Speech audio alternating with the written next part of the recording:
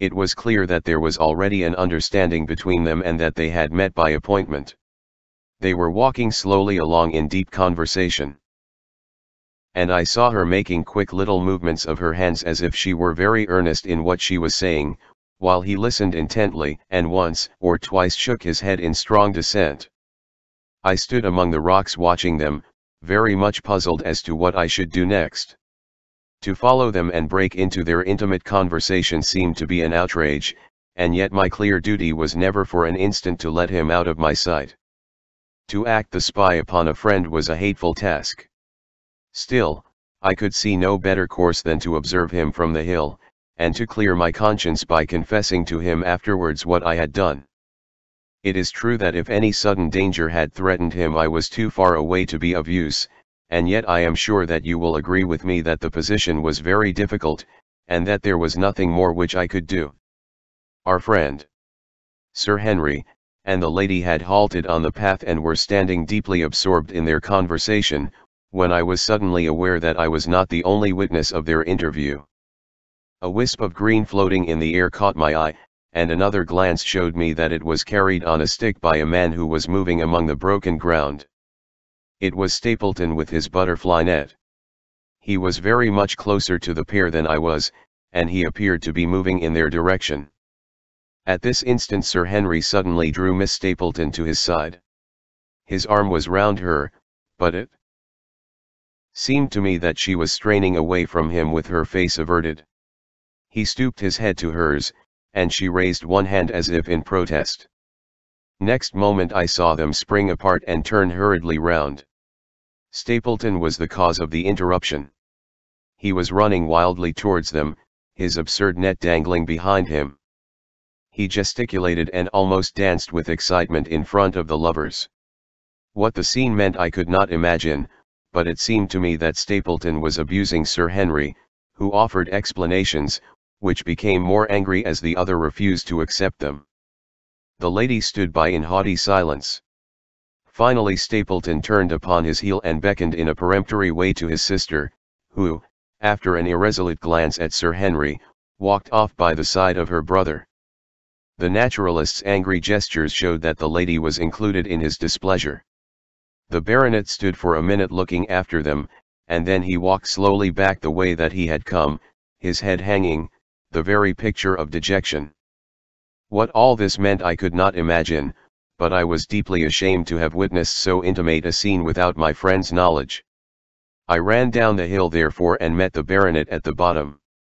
His face was flushed with anger and his brows were wrinkled, like one who is at his wits' ends what to do. "Hello, Watson. Where have you dropped from?" said he. "You don't mean to say that you came after me in spite of all?" I explained everything to him, how I had found it impossible to remain behind, how I had followed him, and how I had witnessed all that had occurred. For an instant his eyes blazed at me, but my frankness disarmed his anger, and he broke at last into a rather rueful laugh. "You would have thought the middle of that prairie a fairly safe place for a man to be private," said he, "but, by thunder, the whole countryside seems to have been out to see me do my wooing, and a mighty poor wooing at that. Where had you engaged a seat?" "I was on that hill quite in the back row, But her brother was well up to the front." "Did you see him come out on us?" "Yes, I did." "Did he ever strike you as being crazy, this brother of hers?" "I can't say that he ever did." "I dare say not. I always thought him sane enough until today, but you can take it from me that either he or I ought to be in a straitjacket. What's the matter with me, anyhow? You've lived near me for some weeks, Watson. Tell me straight, now. Is there anything that would prevent me from making a good husband to a woman that I loved?" "I should say not. He can't object to my worldly position, so it must be myself that he has this down on." "What has he against me? I never hurt man or woman in my life that I know of." "And yet he would not so much as let me touch the tips of her fingers." "Did he say so?" "That, and a deal more. I tell you, Watson, I've only known her these few weeks, but from the first I just felt that she was made for me, and she was happy when she was with me, and that real swear. There's a light in a woman's eyes that speaks louder than words. But he has never let us get together, and it was only today for the first time that I saw a chance of having a few words with her alone. She was glad to meet me, but when she did, it was not love that she would talk about, and she wouldn't have let me talk about it either if she could have stopped it. She kept coming back to it that this was a place of danger, and that she would never be happy until I had left it. I told her that since I had seen her I was in no hurry to leave it, and that if she really wanted me to go the only way to work it was for her to arrange to go with me. With that I offered in as many words to marry her, but before she could answer down came this brother of hers, running at us with a face on him like a madman. He was just white with rage, and those light eyes of his were blazing with fury. What was I doing with the lady? How dared I obtain her attentions which were distasteful to her? Did I think that because I was a baronet I could do what I liked? If he had not been her brother I should have known better how to answer him.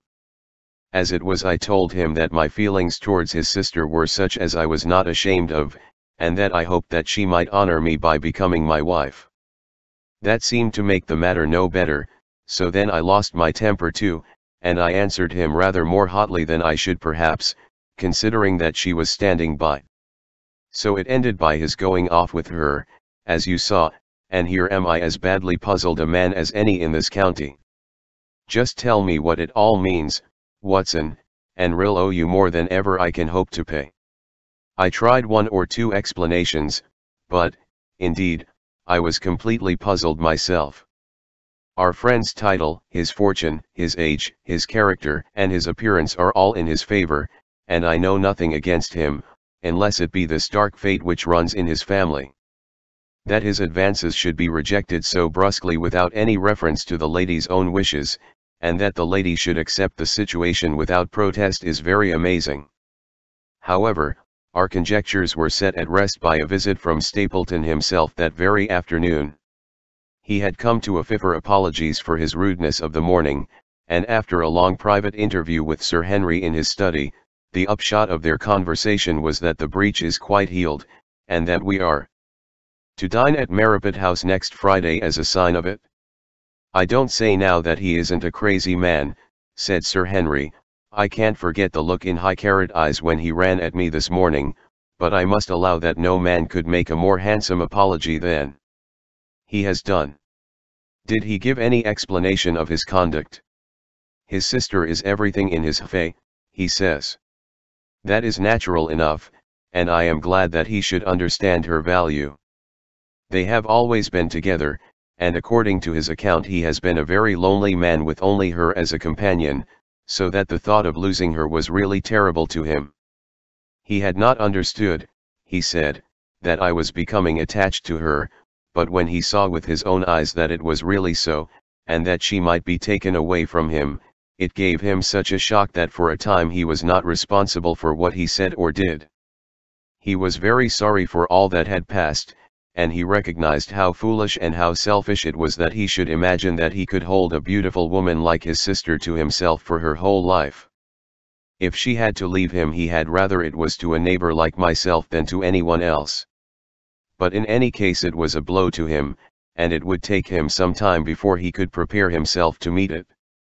He would withdraw all opposition upon his part if I would promise for 3 months to let the matter rest and to be content with cultivating the lady's friendship during that time without claiming her love. This I promised, and so the matter rests.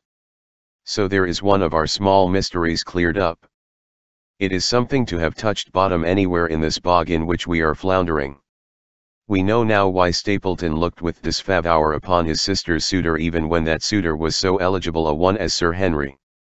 And now I pass on to another thread which I have extricated out of the tangled skein, the mystery of the sobs in the night, of the tear-stained face of Mrs. Barrymore, of the secret journey of the butler to the western lattice window. Congratulate me, my dear Holmes, and tell me that I have not disappointed you as an agent, that you do not regret the confidence which you showed in me when you sent me down. All these things have by one night's work been thoroughly cleared. I have said by one night's work, but, in truth, it was by 2 nights' work, for on the first we drew entirely blank. I sat up with Sir Henry in his room until nearly 3 o'clock in the morning, but no sound of any sort did we hear except the chiming clock upon the stairs. It was a most melancholy vigil, and ended by each of us falling asleep in our chairs. Fortunately we were not discouraged, and we determined to try again. The next night we lowered the lamp, and sat smoking cigarettes, without making the least sound. It was incredible how slowly the hours crawled by, and yet we were helped through it by the same sort of patient interest which the hunter must feel as he watches the trap into which he hopes the game may wander. 1 struck, and 2, and we had almost for the second time given it up in despair, when in an instant we both sat bolt upright in our chairs, with all our weary senses keenly on the alert once more. We had heard the creak of a step in the passage. Very stealthily we heard it pass along until it died away in the distance. Then the baronet gently opened his door and we set out in pursuit. Already our man had gone round the gallery, and the corridor was all in darkness. Softly we stole along until we had come into the other wing. We were just in time to catch a glimpse of the tall, black-bearded figure, his shoulders rounded, as he tiptoed down the passage. Then he passed through the same door as before, and the light of the candle framed it in the darkness and shot one single yellow beam across the gloom of the corridor. We shuffled cautiously towards it, trying every plank before we dared to put our whole weight upon it. We had taken the precaution of leaving our boots behind us, but, even so, the old board snapped and creaked beneath our tread. Sometimes it seemed impossible that he should fail to hear our approach. However, the man is fortunately rather deaf, and he was entirely preoccupied in that which he was doing. When at last we reached the door and peeped through, we found him crouching at the window, candle in hand, his white, intent face pressed against the pane, exactly as I had seen him 2 nights before. We had arranged no plan of campaign, but the baronet is a man to whom the most direct way is always the most natural. He walked into the room, and as he did so Barrymore sprang up from the window with a sharp hiss of his breath, and stood, livid and trembling, before us. His dark eyes, glaring out of the white mask of his face, were full of horror and astonishment as he gazed from Sir Henry to me. "What are you doing here, Barrymore?" "Nothing, sir." His agitation was so great that he could hardly speak, and the shadows sprang up and down from the shaking of his candle. "It was the window, sir. I go round at night to see that they are fastened on the 2nd floor. "Yes, sir, all the windows *. Look here, Barrymore," said Sir Henry, sternly, "we have made up our minds to have the truth out of you, so it will save you trouble to tell it sooner rather than later. Come, now. No lies. What were you doing at that window?" The fellow looked at us in a helpless way, and he wrung his hands together like one who is in the last extremity of doubt and misery. "I was doing no harm, sir. I was holding a candle to the window." "And why were you holding a candle to the window?" "Don't ask me, Sir Henry, don't ask me. I give you my word, sir, that it is N6T my secret, and that I cannot tell it. If it concerned no one but myself I would not try to keep it from you." A sudden idea occurred to me, and I took the candle from the trembling hand of the butler. "He must have been holding it as a signal," said I. "Let us see if there is any answer." I held it as he had done, and stared out into the darkness of the night. Vaguely I could discern the black bank of the trees and the lighter expanse of the moor, for the moon was behind the clouds. And then I gave a cry of exultation, for a tiny pinpoint of yellow light had suddenly transfixed the dark veil, and glowed steadily in the center of the black square, framed by the window. "There it is!" I cried. "No, no, sir, it is nothing at all." The butler broke in. "I assure you, sir." "Move your light across the window, Watson," cried the baronet. "See, the other moves also. Now, you rascal, Do you deny that it is a signal? Come, speak up. Who is your confederate out yonder, and what is this conspiracy that is going on? The man's face became openly defiant. It is my business, and not yours. I will not tell. Then you leave my employment right away. Very good, sir. If I must, I must, and you go in disgrace. By thunder, you may well be ashamed of yourself. Your family has lived with mine for over 100 years under this roof, and here I find you deep in some dark plot against me. No, no, sir, no, not against you. It was a woman's voice, and Mrs. Barrymore, paler and more horror-struck than her husband, was standing at the door. Her bulky figure in a shawl and skirt might have been comic were it not for the intensity of feeling upon her face. We have to go, Eliza. This is the end of it. You can pack our things, said the butler. Oh, John, John, have I brought you to this? It is my doing. Sir Henry, all mine. He has done nothing except for my sake, and because I asked him. Speak out, then. What does it mean?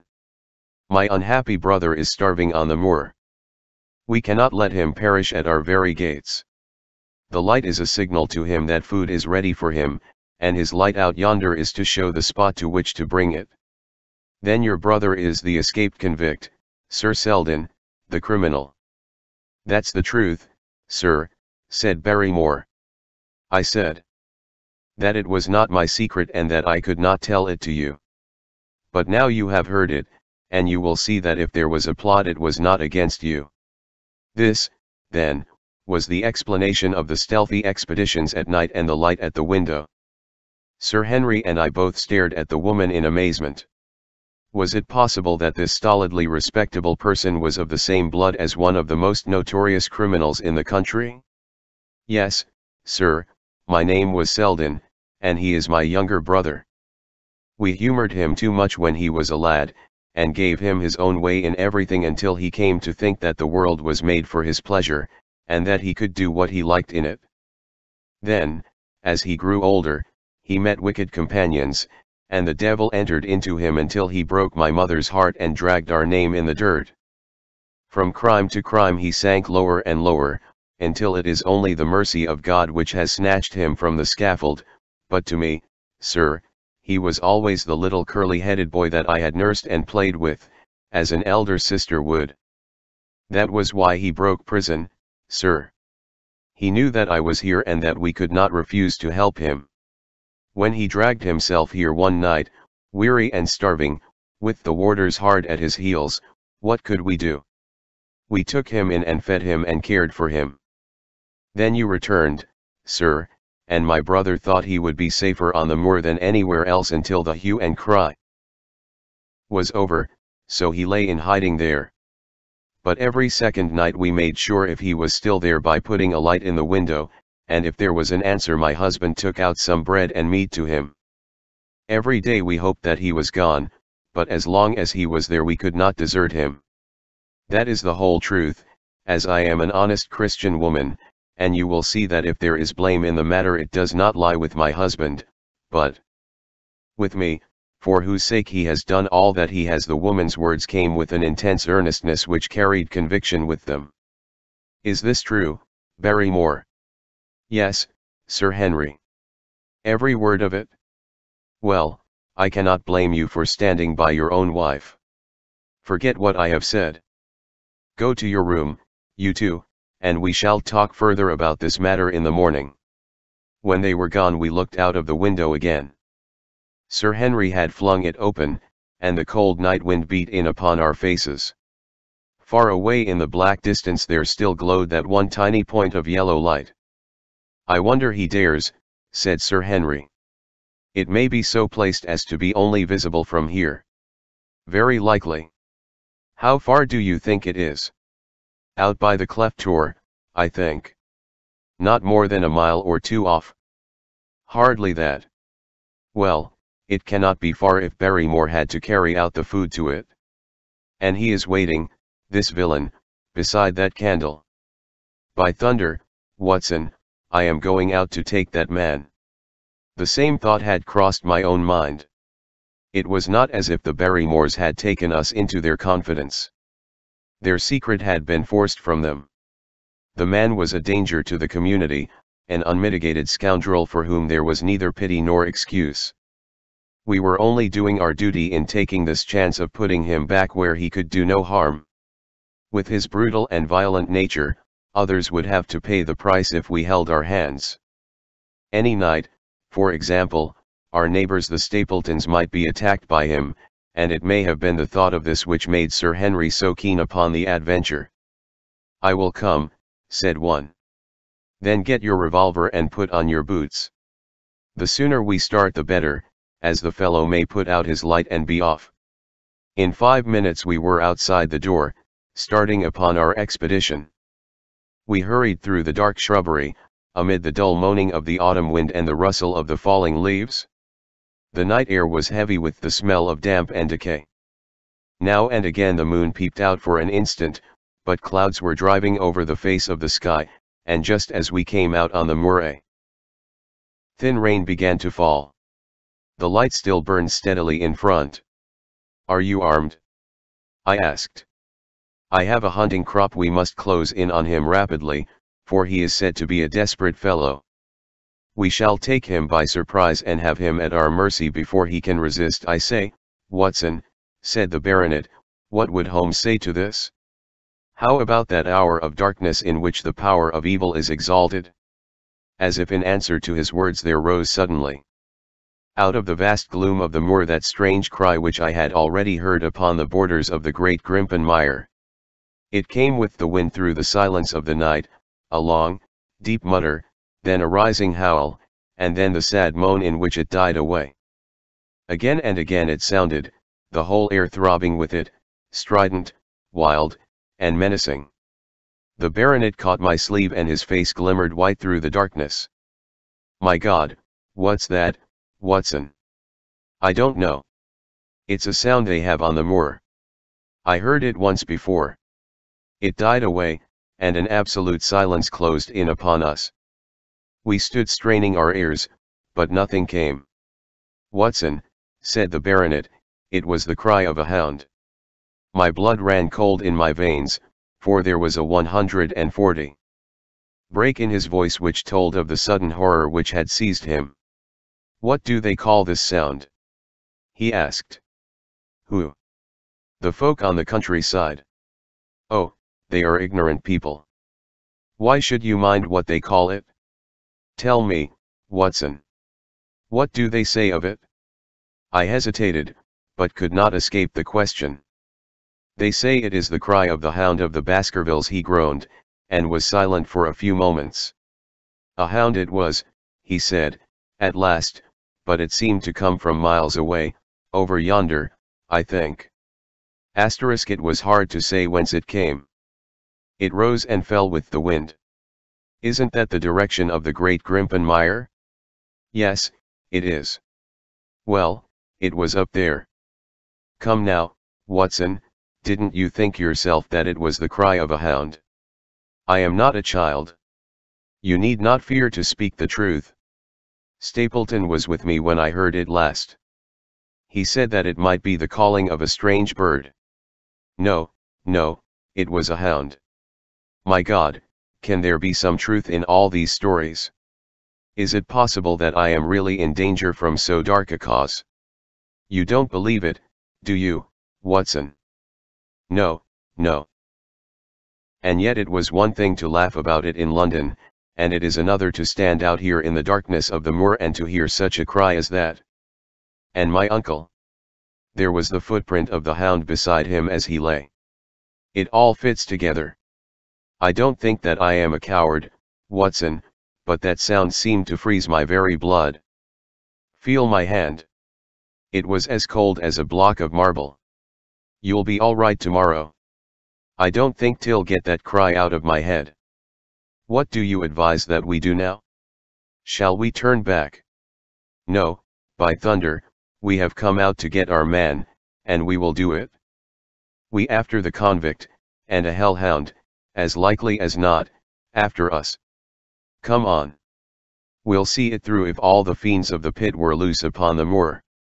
We stumbled slowly along in the darkness, with the black loom of the craggy hills around us, and the yellow speck of light burning steadily in front. There is nothing so deceptive as the distance of a light upon a pitch-dark night, and sometimes the glimmer seemed to be far away upon the horizon, and sometimes it might have been within a few yards of us. But at last we could see whence it came, and then we knew that we were indeed very close. A guttering candle was stuck in a crevice of the rocks which flanked it on each side so as to keep the wind from it, and also to prevent it from being visible, save in the direction of Baskerville Hall. A boulder of granite concealed our approach, and crouching behind it we gazed over it at the signal light. It was strange to see the single candle burning there in the middle of the moor, with no sign of life near it, just the one straight yellow flame and the gleam of the rock on each side of it. "What shall we do now?" whispered Sir Henry. "Wait here. He must be near his light. Let us see if we can get a glimpse of him." The words were hardly out of my mouth when we both saw him.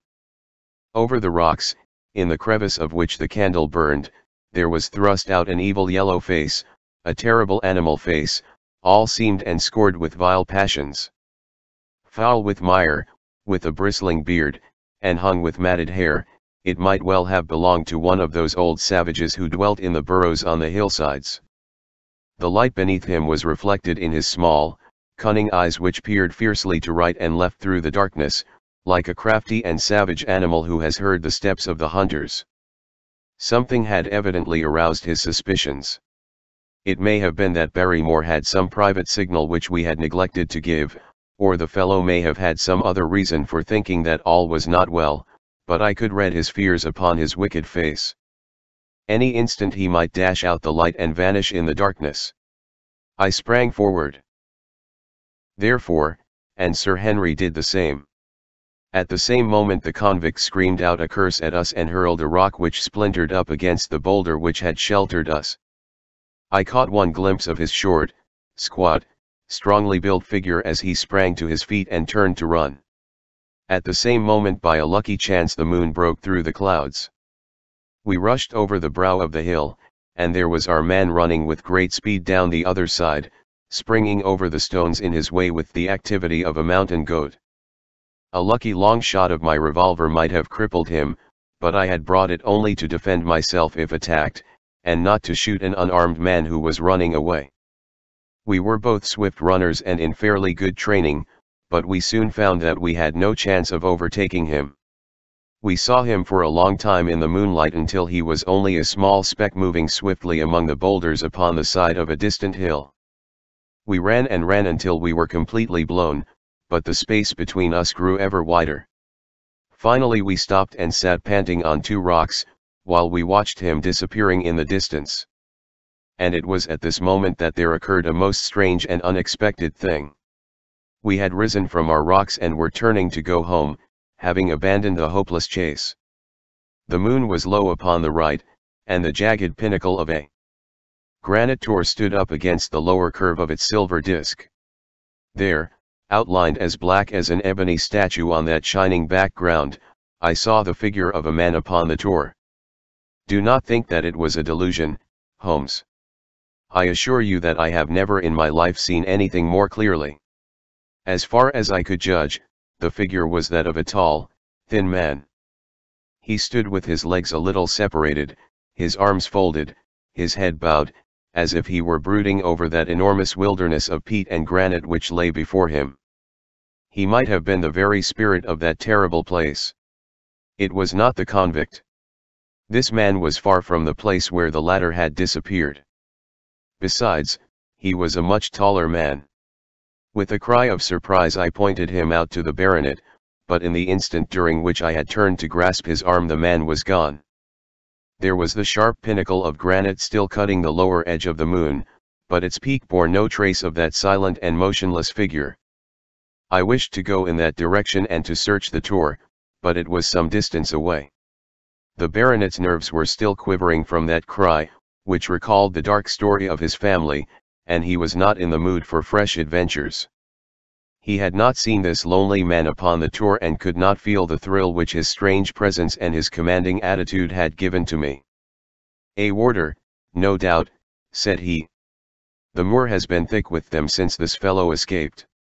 Well, perhaps his explanation may be the right one, but I should like to have some further proof of it. Today we mean to communicate to the Princetown people where they should look for their missing man, but it is hard lines that we have not actually had the triumph of bringing him back as our own prisoner. Such are the adventures of last night, and you must acknowledge, my dear Holmes, that I have done you very well in the matter of a report. Much of what I tell you is no doubt quite irrelevant, but still I feel that it is best that I should let you have all the facts and leave you to select for yourself those which will be of most service to you in helping you to your conclusions. We are certainly making some progress. So far as the Barrymores go, we have found the motive of their actions, and that has cleared up the situation very much. But the moor with its mysteries and its strange inhabitants remains as inscrutable as ever. Perhaps in my next I may be able to throw some light upon this also. Best of all would it be if you could come down to us. In any case you will hear from me again in the course of the next few days. Extract from the diary of Dr. Watson. So far I have been able to quote from the reports which I have forwarded during these early days to Sherlock Holmes. Now, however, I have arrived at a point in my narrative where I am compelled to abandon this method and to trust once more to my recollections, aided by the diary which I kept at the time. A few extracts from the latter will carry me on to those scenes which are indelibly fixed in every detail upon my memory. I proceed, then, from the morning which followed our abortive chase of the convict and our other strange experiences upon the moor. October I6th. A dull and foggy day with a drizzle of rain.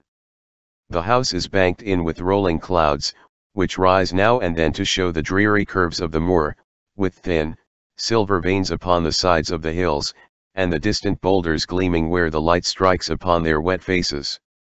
It is melancholy outside and in. The baronet is in a black reaction after the excitements of the night. I am conscious myself of a weight at my heart and a feeling of impending danger, ever-present danger, which is the more terrible because I am unable to define it. The Hound of Thebaskervilles, and have I not cause for such a feeling? Consider the long sequence of incidents which have all pointed to some sinister influence which is at work around us. There is the death of the last occupant of the hall, fulfilling so exactly the conditions of the family legend, and there are the repeated reports from peasants of the appearance of a strange creature upon the moor. Twice I have with my own ears heard the sound which resembled the distant baying of a hound. It is incredible, impossible, that it should really be outside the ordinary laws of nature. A spectral hound which leaves material footmarks and fills the air with its howling is surely not to be thought of. Stapleton may fall in with such a superstition, and Mortimer also, but if I have one quality upon earth it is common sense, and nothing will persuade me to believe in such a thing. To do so would be to descend to the level of these poor peasants, who are not content with a mere fiend dog, but must needs describe him with hell-fire shooting from his mouth and eyes. Holmes would not listen to such fancies, and I am his agent.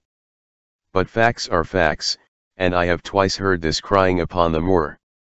Suppose that there were really some huge hound loose upon it, that would go far to explain everything. But where could such a hound lie concealed? Where did it get its food? Where did it come from? How was it that no one saw it by day? It must be confessed that the natural explanation offers almost as many. His face seemed to be rigid with expectation. He stared out into the blackness of the moor. Difficulties as the other.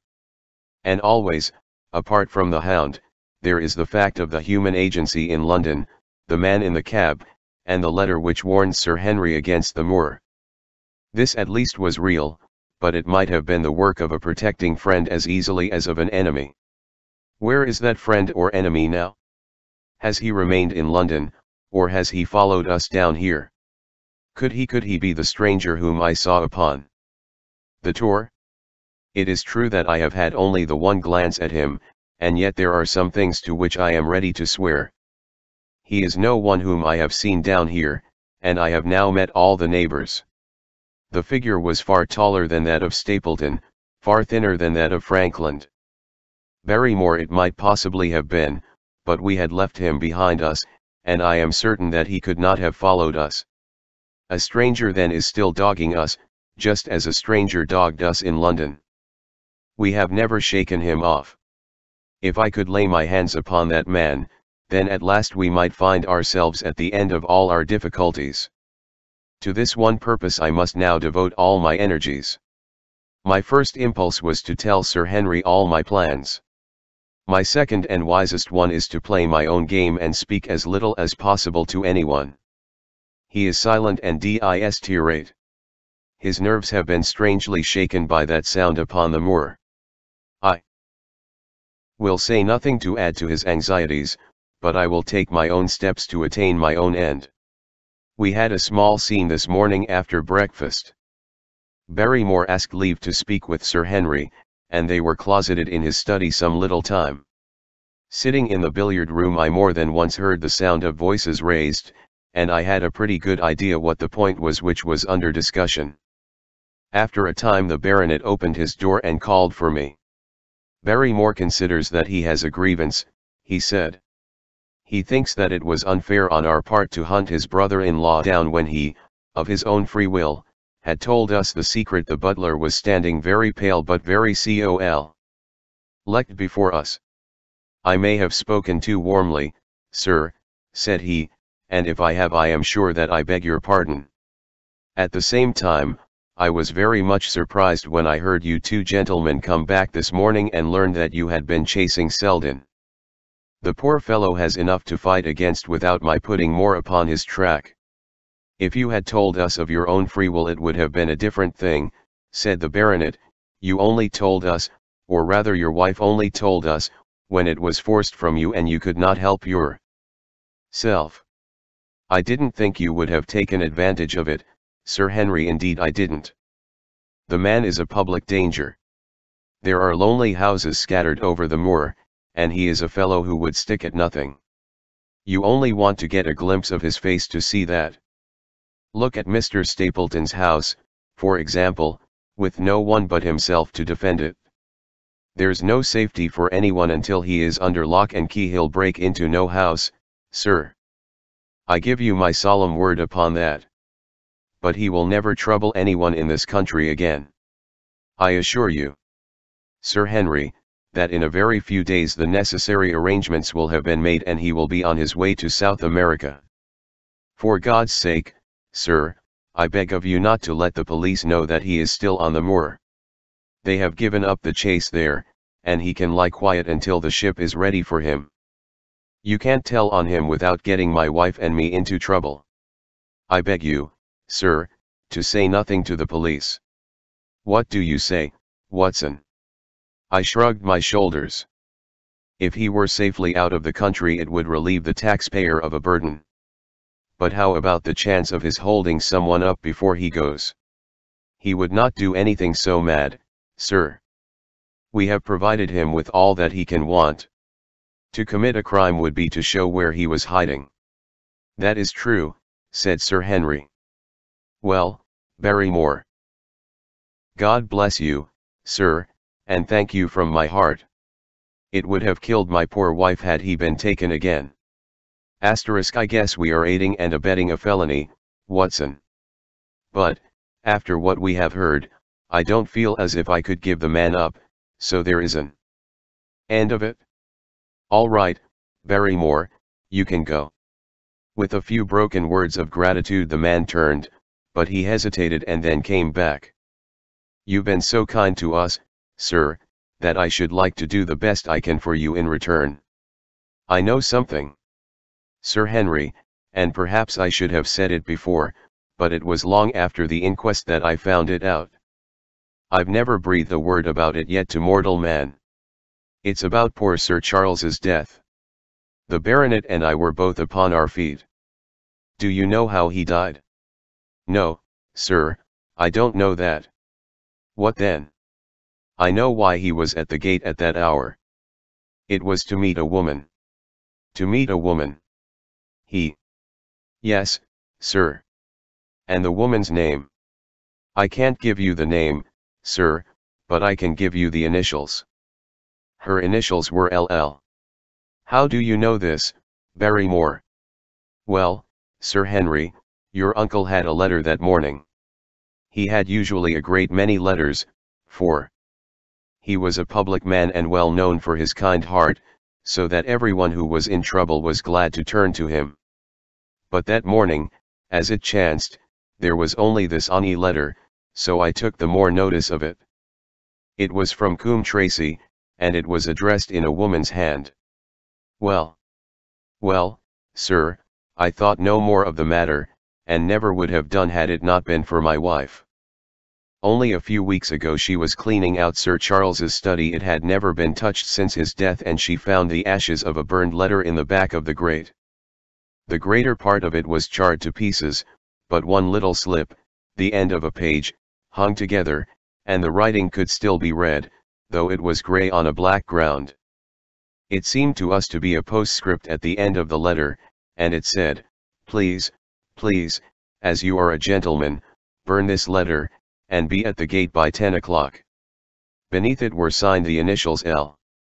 L. Have you got that slip? No, sir, it crumbled all to bits after we moved it. Had Sir Charles received any other letters in the same writing? Well, sir, I took no particular notice of his letters. I should not have noticed this one, only it happened to come alone. And you have no idea who LL is? No, sir. No more than you have.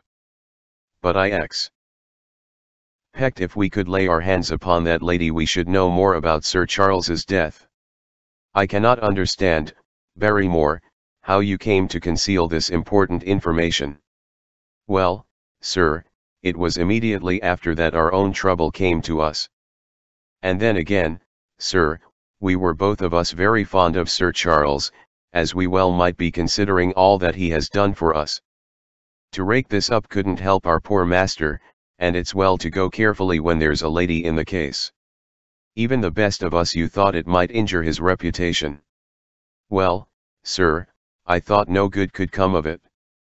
But now you have been kind to us, and I feel as if it would be treating you unfairly not to tell you all that I know about the matter.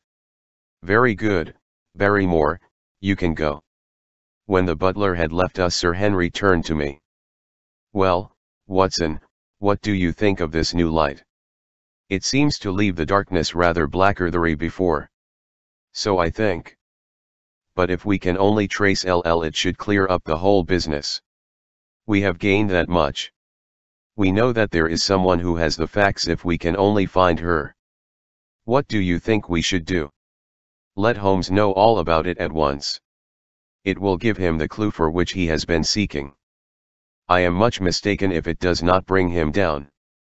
I went at once to my room and drew up my report of the morning's conversation for Holmes.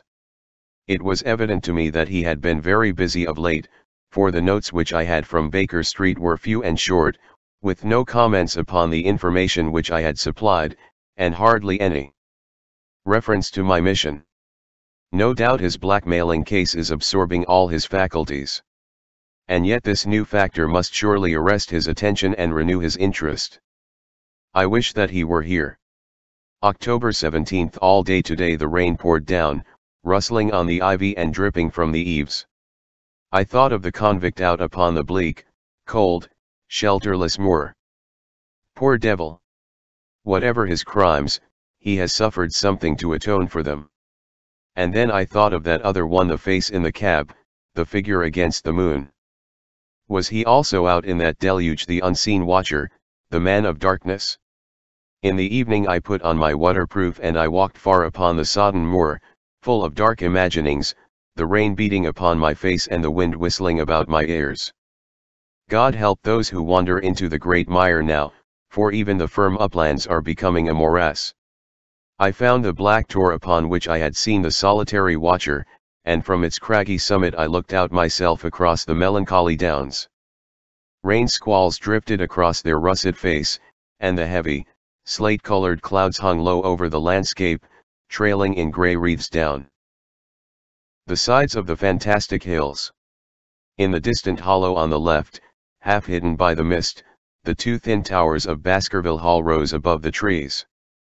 They were the only signs of human life which I could see, save only those prehistoric huts which lay thickly upon the slopes of the hills. Nowhere was there any trace of that lonely man whom I had seen on the same spot 2 nights before. As I walked back I was overtaken by Dr. Mortimer driving in his dog-cart over a rough moorland track, which led from the outlying farmhouse of Foulmire. He has been very attentive to us, and hardly a day has passed that he has not called at the hall to see how we were getting on. He insisted upon my climbing into his dog-cart and he gave me a lift homewards. I found him much troubled over the disappearance of his little spaniel. It had wandered onto the moor and had never come back. I gave him such consolation as I might, but I thought of the pony on the Grimpen Mire, and I do not fancy that he will see his little dog again. By the way, Mortimer, said I, as we jolted along the rough road, I suppose there are few people living within driving distance of this whom you do not know? Hardly any, I think. Can you, then, tell me the name of any woman whose initials are L? L. He thought for a few minutes. No, said he. There are a few gypsies and labouring folk for whom I can't answer, but among the farmers or gentry there is no one whose initials are those. Wait a bit though, he added, after a pause. There is Laura Lyons, her initials are LL, but she lives in Coombe Tracey. Who is she? I asked. She is Franklin's daughter. What? Old Franklin the crank? Exactly. She married an artist named Lyons, who came sketching on the moor. He proved to be a blackguard and deserted her. The fault, from what I hear, may not have been entirely on one side. Her father refused to have anything to do with her, because she had married without his consent, and perhaps for one or two other reasons as well. So, between the old sinner and the young one, the girl has had a pretty bad time. How does she live? I fancy old Franklin allows her a pittance, but it cannot be more, for his own affairs are considerably involved. Whatever she may have deserved, one could not allow her to go hopelessly to the bad. Her story got about, and several of the people here did something to enable her to earn an honest living. Stapleton did for one, and Sir Charles for another. I gave a trifle myself. It was to set her up in a typewriting business. He wanted to know the object of my inquiries, but I managed to satisfy his curiosity without telling him too much, for there is no reason why we should take anyone into our confidence. Tomorrow morning I shall find my way to Coombe Tracey, and if I can see this Mrs. Laura Lyons, of equivocal reputation, a long step will have been made towards clearing one incident in this chain of mysteries. I am certainly developing the wisdom of the serpent, for when Mortimer pressed his questions to an inconvenient extent, I asked him casually to what type Franklin's skull belonged, and so heard nothing but craniology for the rest of our drive. I have not lived for years with Sherlock Holmes for nothing. I have only one other incident to record upon this tempestuous and melancholy day. This was my conversation with Barrymore just now, which gives me one more strong card which I can play in due time. Mortimer had stayed to dinner, and he and the baronet played écarté afterwards. The butler brought me my coffee into the library, and I took the chance to ask him a few questions. Well, said I, has this precious relation of yours departed, or is he still lurking out yonder? I don't know, sir. I hope to heaven that he has gone, for he has brought nothing but trouble here. I've not heard of him since I left out food for him last, and that was 3 days ago. Did you see him then? No, sir, but the food was gone when next I went that way. Then he was certainly there? So you would think, sir, unless it was the other man who took it. I sat with my coffee cup halfway to my lips and stared at Barrymore. You know that there is another man then? Yes, sir, there is another man upon the moor ***. Have you seen him? No, sir. How do you know of him then? Selden told me of him, sir, a week ago or more. He's in hiding, too, but he's not a convict as far as I can make out. I don't like it, Dr. Watson, I tell you straight, sir, that I don't like it." He spoke with a sudden passion of earnestness. "Now, listen to me, Barrymore. I have no interest in this matter but that of your master. I have come here with no object except to help him. Tell me, frankly, what it is that you don't like." Barrymore hesitated for a moment, as if he regretted his outburst, or found it difficult to express his own feelings in words. "It's all these goings-on, sir," he cried at last, waving his hand towards the rain-lashed window which faced the moor. "There's foul play somewhere, and there's black villainy brewing, to that I'll swear. Very glad I should be, sir, to see Sir Henry on his way back to London again. But what is it that alarms you? Look at Sir Charles's death. That was bad enough, for all that the coroner said. Look at the noises on the moor at night. There's not a man would cross it after sundown if he was paid for it. Look at this stranger hiding out yonder, and watching and waiting. What's he waiting for? What does it mean? It means no good to anyone of the name of Baskerville, and very glad I shall be to be quit of it all on the day that Sir Henry's new servants are ready to take over the hall. But about this stranger, said L. Can you tell me anything about him? What did Selden say? Did he find out where he hid, or what he was doing? He saw him once or twice, but he is a deep one, and gives nothing away. At first he thought that he was the police, but soon he found that he had some lay of his own. A kind of gentleman he was, as far as he could see, but what he was doing he could not make out. And where did he say that he lived? Among the old houses on the hillside, the stone huts where the old folk used to live. But how about his food? Selden found out that he has got a lad who works for him and brings him all he needs. I dare say he goes to Coombe Tracey for what he wants. Very good, Barrymore. We may talk further of this some other time. When the butler had gone, I walked over to the black window, and I looked through a blurred pane at the driving clouds, and at the tossing outline of the wind-swept trees. It is a wild night indoors, and what must it be in a stone hut upon the moor? What passion of hatred can it be which leads a man to lurk in such a place at such a time? And what deep and earnest purpose can he have which calls for such a trial? There, in that hut upon the moor, seems to lie the very center of that problem which has vexed me so sorely. I swear that another day shall not have passed before I have done all that man can do to reach the heart of the mystery. The man on the tour. The extract from my private diary which forms the last chapter has brought my narrative up to the 18th of October, a time when these strange events began to move swiftly towards their terrible conclusion. The incidents of the next few days are indelibly graven upon my recollection, and I can tell them without reference to the notes made at the time.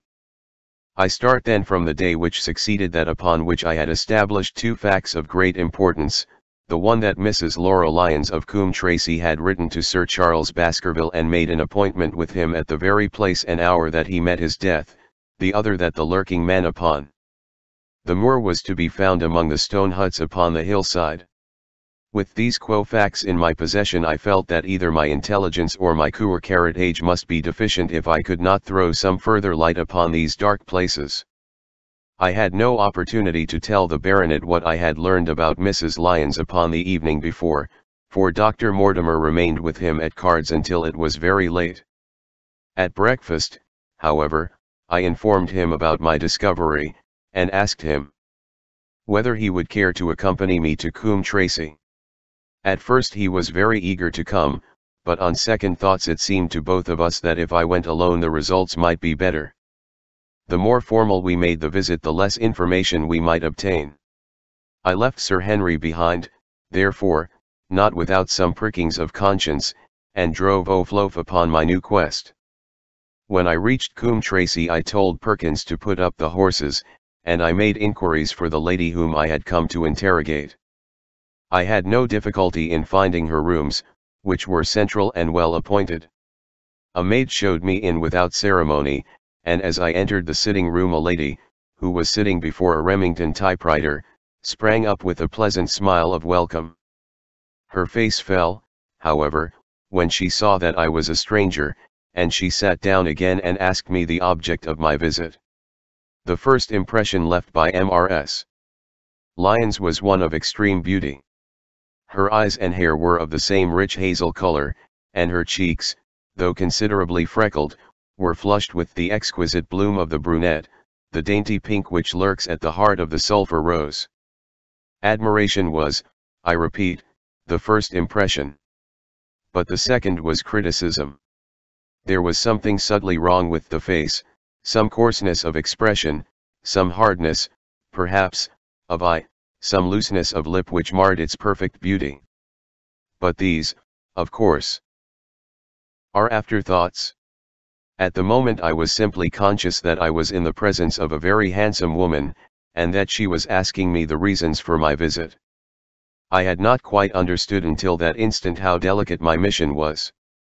"I have the pleasure," said I, "of knowing your father." It was a clumsy introduction, and the lady made me feel it.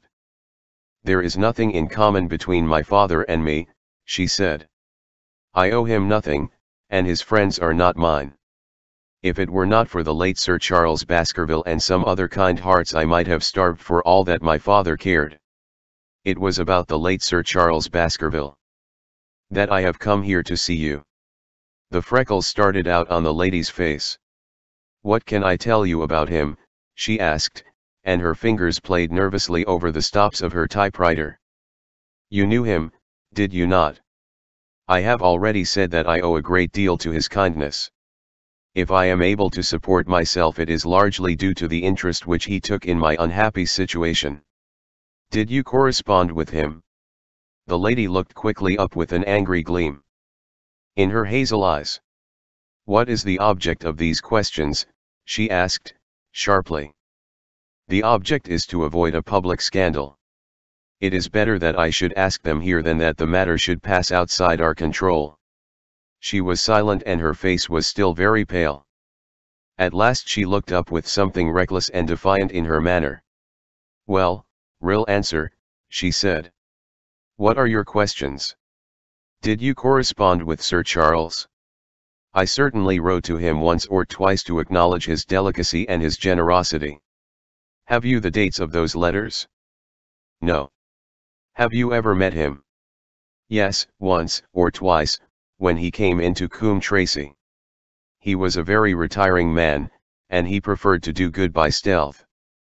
"But if you saw him so seldom and wrote so seldom, how did he know enough about your affairs to be able to help you, as you say that he has done?" She met my difficulty with the utmost readiness. "There were several gentlemen who knew my sad history and united to help me. One was Mr. Stapleton, a neighbor and intimate friend of Sir Charles's. He was exceedingly kind, and it was through him that Sir Charles learned about my affairs. I knew already that Sir Charles Baskerville had made Stapleton his almoner upon several occasions, so the lady's statement bore the impress of truth upon it." "Did you ever write to Sir Charles asking him to meet you?" I continued. Mrs. Lyons flushed with anger again. "Really, sir, this is a very extraordinary question." "I am sorry, madam, but I must repeat it. Then I answer, certainly not on the very day of Sir Charles's death." The flush had faded in an instant, and a deathly face was before me. Her dry lips could not speak the no which I saw rather than heard. "Surely your memory deceives you," said one. "I could even quote a passage of your letter. It ran please, as you are a gentleman, burn this letter, and be at the gate by 10 o'clock. I thought that she had fainted, but she recovered herself by a supreme effort. "Is there no such thing as a gentleman?" she gasped. "You do Sir Charles an injustice. He did burn the letter. But sometimes a letter may be legible even when burned. You acknowledge now that you wrote it?" "Yes, I did write it," she cried, pouring out her soul in a torrent of words. "I did write it. Why should I deny it? I have no reason to be ashamed of it. I wished him to help me. I believed that if I had an interview I could gain his help, so I asked him to meet me. But why at such an hour? Because I had only just learned that he was going to London next day and might be away for months. There were reasons why I could not get there earlier / but why a rendezvous in the garden instead of a visit to the house?